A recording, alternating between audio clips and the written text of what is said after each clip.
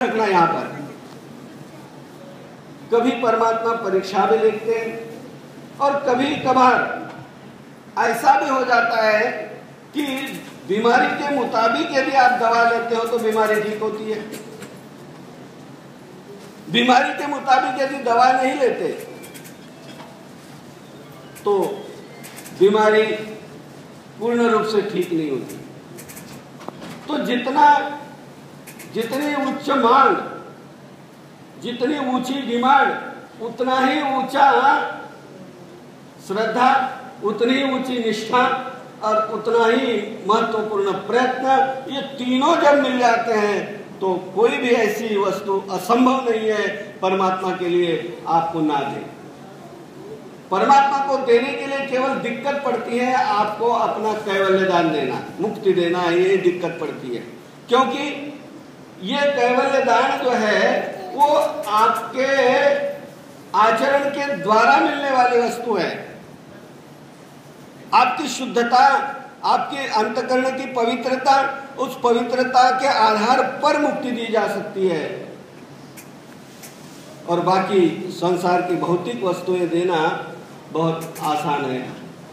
तो दोनों आपके आत्मकल्याण के लिए भी और आपका संसार ठीक चले, जहां पर आप अपने बलबूते पर अपने संसार की गाड़ी खींच नहीं पाते, कोई अड़चन आती है, कोई रुकावट आती है, कहीं फंस जाता है व्यक्ति, तो ऐसे समय में आप यहाँ आकर के परब्रह्म परमात्मा की प्रार्थना करें तो वो आपका काम पूर्ण हो जाता है। और ये पूर्ण करने के लिए परमात्मा ने उसमें माया शक्ति रखी है। तो इतना महत्वपूर्ण है ये जीवन में स्थान दे पूजा, इतनी महत्वपूर्ण है कि जिसे 3 समय करने की आज्ञा दी है परमात्मा ने, कम से कम 3 समय। सवेरे, दोपहर को और शाम को। जो व्यवसायी हैं, नौकरी पेशे हैं, जो दोपहर का समय नहीं कर पाते, वो 2 समय तो अवश्य कर सकते हैं, क्योंकि घर में रहते हैं, माइयां तो घर में रहती है। सवेरे अपना प्रातःकाल कुछ खान पान करने से पहले देव पूजा कर ले, शाम को दिया बत्ती यानी सूरज ढलने के बाद देव पूजा करने के बाद खान पान कर ले। तो इतना महत्वपूर्ण यह स्थान देव पूजा, जिसकी दोबारा जो जीर्णोद्धार कहेंगे, जो वस्तु पहले बनी वह धीरे धीरे समाप्ति की ओर आ गई, टूट फूट हो गई, उसको नए तरीके से अगर बनाना है तो उसको जीर्णोद्धार कहते हैं। और ये जीर्णोद्धार कमलाकर मुनि की शिष्या, मेरे से पूर्व वक्ता जिन्होंने आपको कमलाकर मुनि और उनकी शिष्या की बात आपको बताई थी, वही कमलाकर मुनि की शिष्या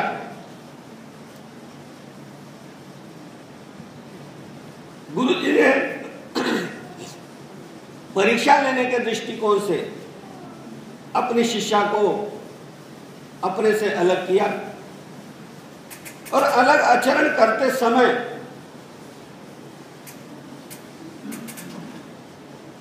जहां पर यह आचरण कर रहे हैं वहां का जागीरदार व्यक्ति, बहुत धनवान व्यक्ति, वह आकर्षित हो गया उस शिष्या से, उस बाई से। उसने धर्मोपदेश लिया और गुरु दक्षिणा के रूप में एक मोहरों की भरी हुई थैली गुरु दक्षिणा के रूप में भेंट करने लगा। तो उस शिष्या ने मना कर दिया, कहते हमको नहीं चाहिए, हम सन्यासी हैं, हमें तो भिक्षा मांग करके स्वामी के आचार पद्धति पर चलना है, इसलिए उन्होंने मना किया। लेकिन वो देने वाला व्यक्ति इतना पीछे लग गया कि गुरुजी, बाई जी आपको ये लेना ही पड़ेगा। तो अंतिम में बाई जी ने अपना पल्ला छुड़ाने के लिए कहा कि जब कभी भी मुझे मेरे अपने गुरुजी की भेंट होगी तो मैं उनसे पूछूंगी और उसके बाद निर्णय लूंगी। कुछ 2-4-5 साल का समय बीच में बीता, अचानक भ्रमता भेटी का अवलोनी भेटी। स्वामी के सूत्र के मुताबिक गुरु और शिष्य की मुलाकात हो गई, क्षमा वार्ता हुई और क्षमा वार्ता में उस शिष्य ने कहा कि ऐसे ऐसे एक जागीरदार व्यक्ति, उसने गुरु मंत्र लिया, उसने मोरों की थैली मेरे सामने रखी, मैंने मना किया, मैंने उसको कहा कि जब मेरे गुरुजी से मेरी बात होगी तो उस समय फैसला कर लिया जाएगा। तो गुरुजी ने कहा कि भाई हम तो सन्यासी हैं, हमको क्या करना है धन दौलत का। दूसरा विचार उनके मन में आया कि माहिम भट्ट ने सर्वप्रथम स्थानों की रखरखाव किया, उसके ऊपर स्थान पोथी निर्मित हुई कि कौन सा स्थान कहां पर है, लेकिन कुछ स्थान जो है वो जीर्ण अवस्था में आ चुके हैं, उनका दोबारा नूतनीकरण करना अत्यंत जरूरी है। ये जान करके कमलाकर मुनि ने कहा कि ये जो निधि है, ये जो पैसा है, इसके द्वारा स्थान की बांधनी होगी और दोबारा जो है वो स्थान जो जो जीर्ण हो चुके थे वो स्थान दोबारा बनाए गए। आगे चल करके उनका बुढ़ापा आया। उनका एक भतीजा, कमलाकर मुनि का एक भतीजा कारंजा में रहता था। यवतमाल के आगे जब आप जाते हो ना अंबाड़ी, तो वहां कारंजा लगता है। उनका भतीजा कारंजा में रहता था। वो जबरदस्ती अपने ताया जी, पिताजी के बड़े भाई कमलाकर मुनि वृद्धावस्था में थे, चलना फिरना मुश्किल हो गया था, भिक्षा में जाना मुश्किल हो गया था। जबरदस्ती वो उनको अपने गांव ले आए कारंजा में और वहीं से कमलाकर मुनि कहां के? कारंजा के। वहीं से कारंजकर बाबा की पीढ़ी शुरुआत हुई।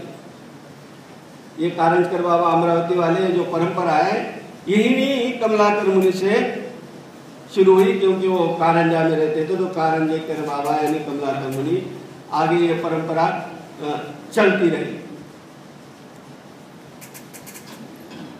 अब विशेष स्थान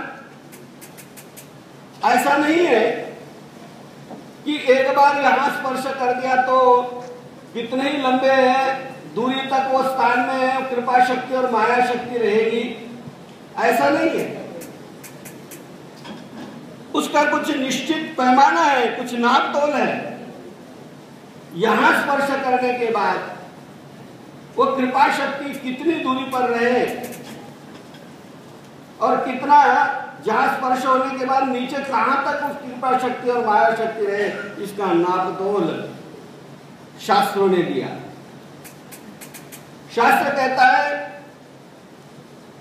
3.5 हाथ, यहां से हाथ की गिनती होती है, यहां से हाथ की गिनती होती है, ऐसे 3.5 हाथ स्क्वायर में चौरस कृपा शक्ति और माया शक्ति रहती है। पत्थर यानी पाषाण को संबंध यदि परमात्मा देते हैं तो वो कृपा शक्ति जो है वो पाषाण की एक काई तक, यानी वो 4 फीट की भी हो सकती है, 10 फीट की भी हो सकती है, उससे ज्यादा भी हो सकती है। और जल में संबंध देते हैं तो थल तक को कृपा शक्ति रहती है। और वो कृपा शक्ति एक बार संक्रमण हुआ, उस स्थान पे आ गई, उस विशेष में आ गई, वो हमेशा के लिए नित्य। एक चौकड़ी तो पक्का ही नित्य है, वो खो जाए अपनी मूर्खता के कारण, अपने नासमझी के कारण या अनावधान के कारण, और ना मिले, दब जाए कहीं मिट्टी में, लेकिन उसके अंदर की जो कृपा शक्ति माया शक्ति है वो एज इट इज रहती है, वो समाप्त नहीं होती। ये बात अलग है। कि जिस विशेष की, जिस मूर्ति की, जिस स्थान की सेवा विशेष हो जाती है, वो विशेष अभिमान लेता है। अभिमान लेने का अर्थ क्या है यहाँ पर? कि ये मेरा अपना है और इसका काम मैंने करना है, चाहे वो आत्मकल्याण का काम है, चाहे संसार का काम है, इसको कहते हैं अभिमान।